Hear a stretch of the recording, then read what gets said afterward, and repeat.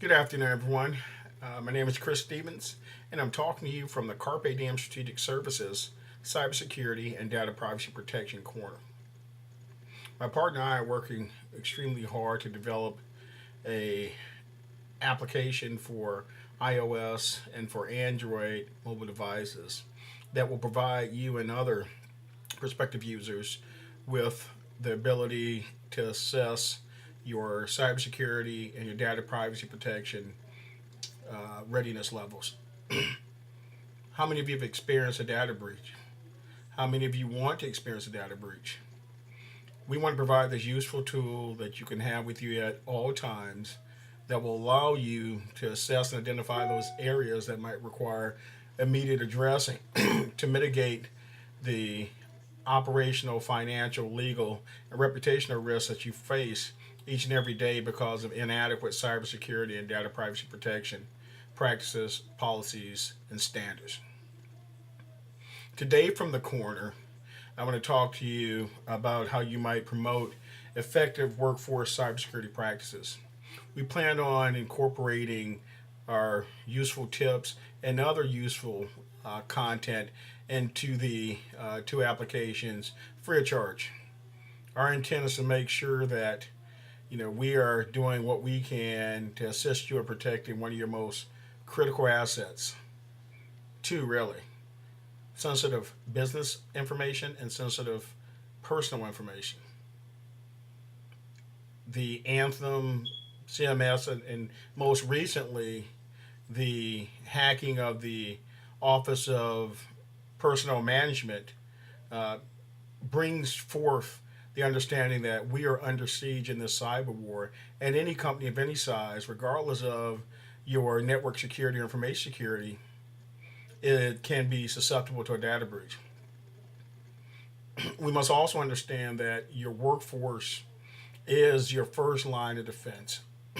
The more trained and ready that it is, the least likely they are to inadvertently have a information security violation or a data privacy violation that exposes you potentially to the next data breach.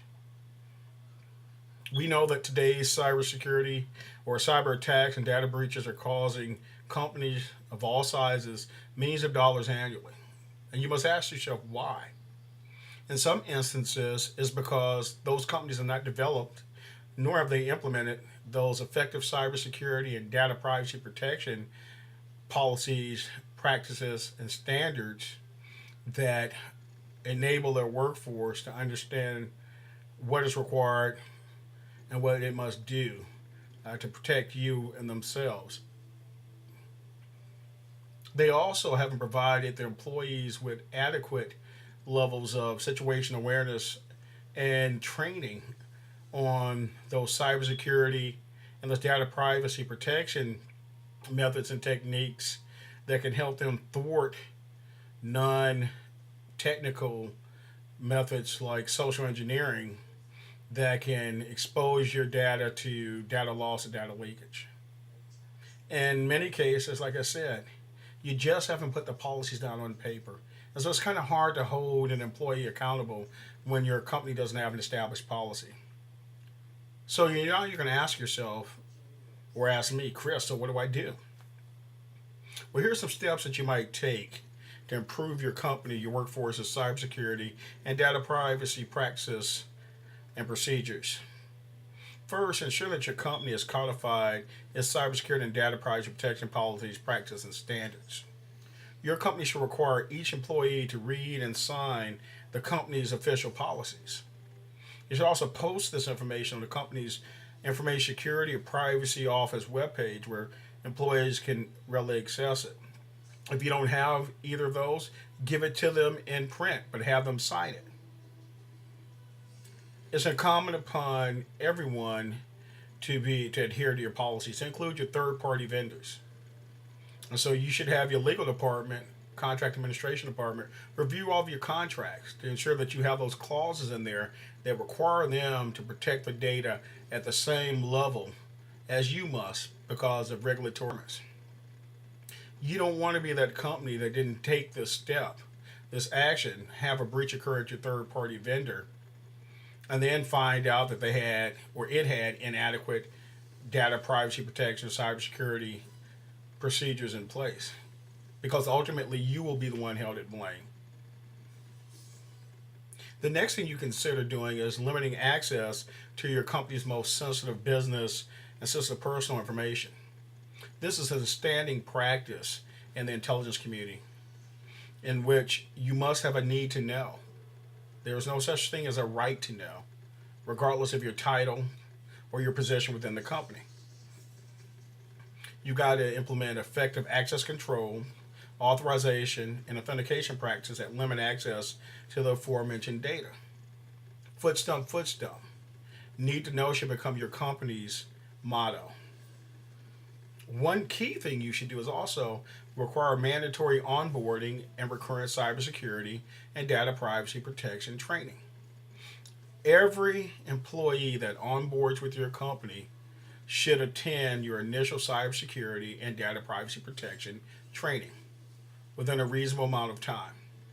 And then periodically, you should offer your employees recurrent training to include seminars, exercises to ensure that they have the ability to demonstrate their understanding and what's required to protect your precious data. You will also offer them this training if there's something that changes. Then you'll revise the training and provide that to them. You can use web-based training. You can use seminar focus groups. The bottom line is make sure that your employees are trained. Make sure they understand your termination and sanction policies.